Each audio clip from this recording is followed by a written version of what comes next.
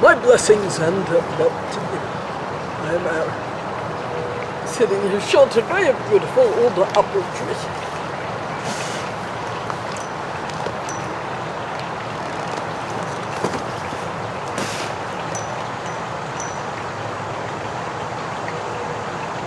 Everything arises from conditions.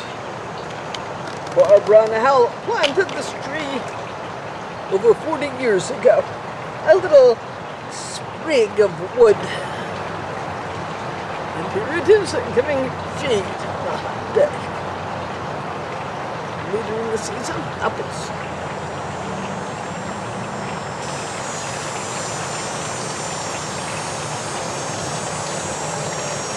Everything emerges, expresses, and then passes away. Someday in the future, this tree will no longer exist. Someday in the future, you will no longer exist as you are now.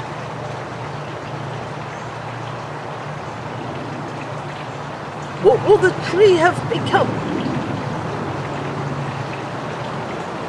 Undoubtedly, it will have dropped seeds. Perhaps there will be a new apple tree growing. Is it separate from the original tree? It bears the seed from that tree, and yet it expresses as something different. For you, I'm not only speaking about a transition from this life and rebirth, but moment by moment, day by day, you express as something different.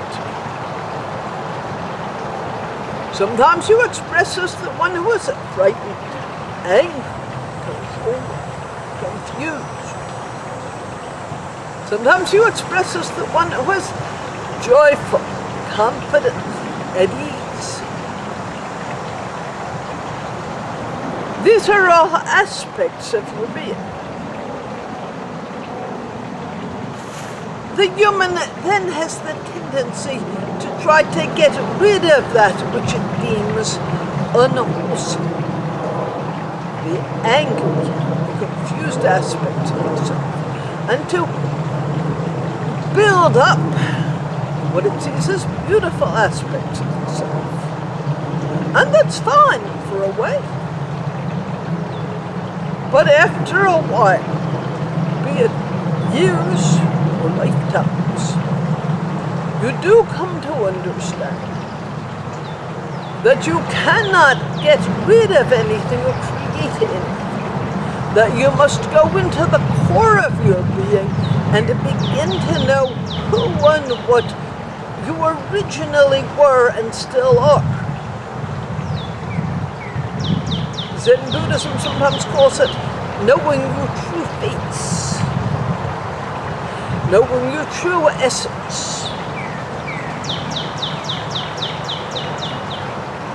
Last month I spoke of the Dharma path, based on the Buddha's idea of sila, moral awareness, panya, wisdom, and samadhi, presence. These are a beautiful path and will lead you to awakening. But some of you have been walking this path for over 2,000 years. And there is still a somebody there trying to fix or get rid of or to create. The teachings do support this idea. Abandon the unwholesome. If it were not possible, I would not ask you to do it. If such abandonment created harm, I would not ask you to abandon it. But as it creates happiness, I ask you, abandon the unwholesome. The scripture goes on to say, cultivate the wholesome. If it were not possible, I would not ask you to do it. If if such cultivation created suffering, I would not ask you to cultivate. But as it creates happiness and good for all beings, cultivate the wholesome. This is a beautiful teaching, but if you've been abandoning the unwholesome and cultivating the unwholesome, abandoning the unwholesome, my words are wrong. If you have been abandoning the unwholesome and cultivating the wholesome for 1,000 or 2,000 years, and you're still doing it, something is a bit off balance. Perhaps there is too much of an idea of a central self who must abandon and cultivate. We cannot get rid of that self. That's just more abandon. We cannot create the true self. That's just more doing. Rather, we begin to use our practice, all of it, the sila, the panya, and the samadhi, all together, to rest more firmly in Ajahn Chah, beloved Thai meditation master, called it the one who knows. In the Thai language, Pu Nu. To rest fully in the one who knows. First, you must acquaint yourself with the one who knows. And so many of you are reluctant to do that for various reasons. Perhaps afraid of failure. But I think, for the most part, it's because to open fully to the one who knows means you must release identification with the ego self. You are ready to do that, or you would not be listening to this talk. But again, I don't want to suggest to do it. Release identification. That's just more of abandon. Walking through the various identifications you have, the ego has, and through meditation, opening it to the fullness of what you are. I have called you angels in Earthsuits. Sometime this fall, I don't know the date, I will be giving an Angels in Earthsuits workshop, both live and online. And we'll go deeper into this idea, and into the experience of being the angel in the Earthsuit. For now, I just want to remind you, you are not here as humans that occasionally have a spiritual experience, but a spirit having a human experience. This line has been tossed around often the past decade or two. I believe I first said this 30 years ago. You are spirit having a human experience. And you are here to understand the importance of this human experience and to use it. Not only for the highest good of yourself, releasing and balancing old karma. Not only for the highest good of all sentient beings, but literally to bring this whole earth that you live on into a transition, into a higher vibrational planet, to come to know yourselves as this high vibrational being. That is the essence of who and what you are. Your love, high vibration, spirit, and you are here in human form, which must be met compassionate, tender.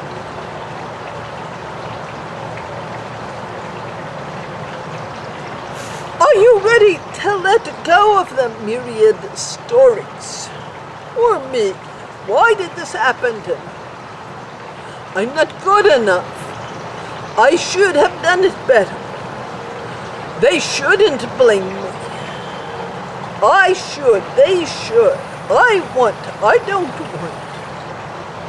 But whereas all of that thinking, what is all of that thinking attained for?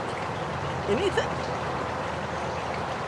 The harder you try to push away the human in which you have expressed, to deny it in some way, the less you can ground yourself in the angel. Let me sound odd. But only by opening it to the fullness of your being can you truly come face to face with this one who knows, and to learn to rest in the experience of the one who knows. Emotions will still arise: grief, confusion, anger, denial, grasp. They will still arise. You're still here in a human body. If you step on a nail, your foot is going to bleed. You're here in a human body. But as I see it, the vital focus of this lifetime is to come to know yourself and all beings as a part of each other, and as expression of the one who knows. Let's call it the one who knows in capital letters and the one who knows in small letters. But where do they merge? At a certain point, you stop being the small letter one who knows and simply are the one who knows.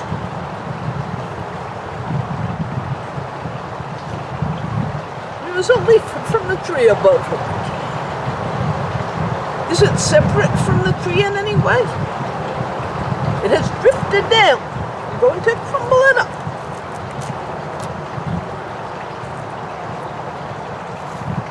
And it grind it into the dirt. It will decay there. Its energy will seep into the earth, feed the roots of this tree. Is it separate from the tree? Can anything ever be separate? What do you gain by living with this illusion of separation?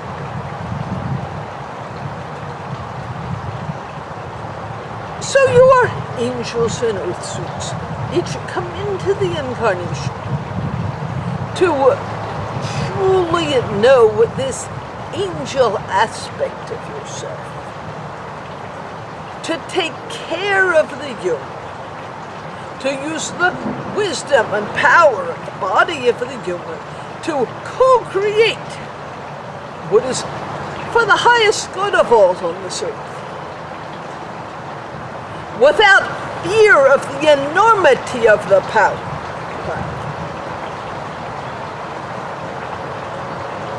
I think this is the key to it. That at some level, many of you, as you grow, have become aware of the enormity of power. But you have not yet fully resolved the ego and the negative emotions. So there is fear. If you own this power, you could do harm because you know you have not resolved the negative emotions. This is also a vital part of the Dharma path. This is also a vital part of the Dharma path.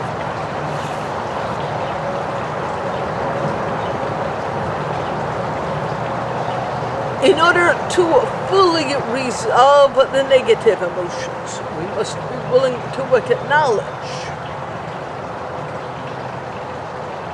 We cannot transcend what we do not accept.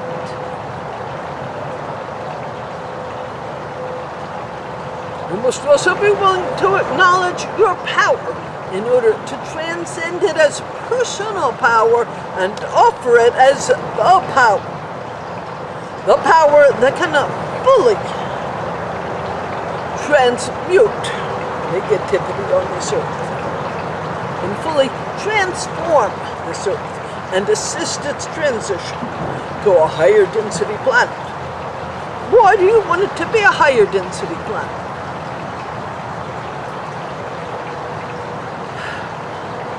Each of you has been in situations where there was a lot of negativity and fear, a lot of darkness. Was it pleasant? Each of you have been in situations where there was a lot of love, laughter, joy, high vibration, ease, and yes, it was pleasant. The more you open into that high vibrational space, the more you can support that for yourself and others. Last month, you had a glimpse of Barbara's small, very small garden here.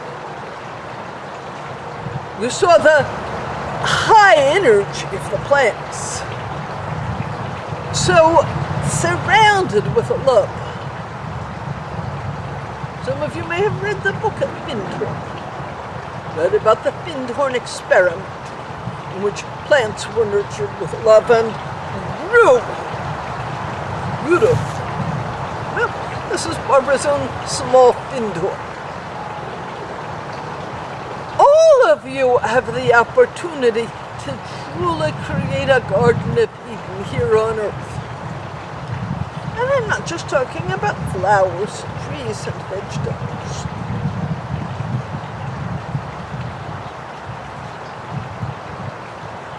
Recently, a dozen boys and their soccer coach were trapped in a cave deep underground in Thailand. It was a situation that was almost impossible to envision that they could be released. Rains were flowing, monsoon rains. The only way out was by swimming underground. No water, through narrow passages. I saw something beautiful happen on the earth. So often, the news shows the negative and plays out the negative. But in this situation, the news demonstrated the love and courage. And around the earth, literally hundreds of thousands of people came together energetically, envisioning these boys released, offering their energy and love and courage to the boys and to the rescuers. And they were all free. The man having lost his life. Well, we lament that one death.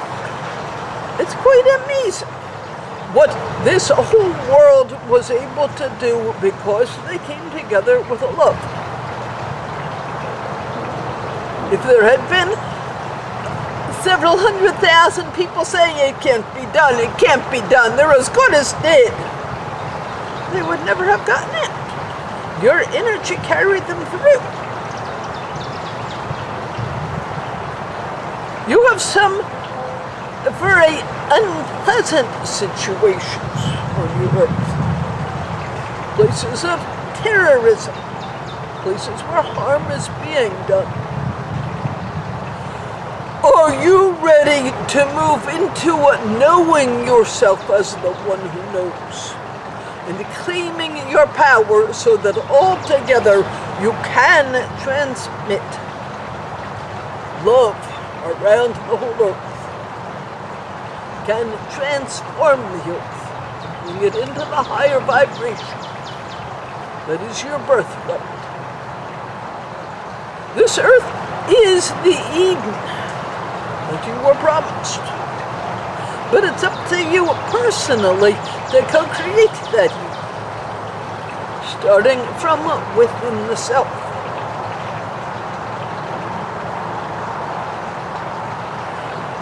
If it were not possible, I would not ask you to do it. Thank you.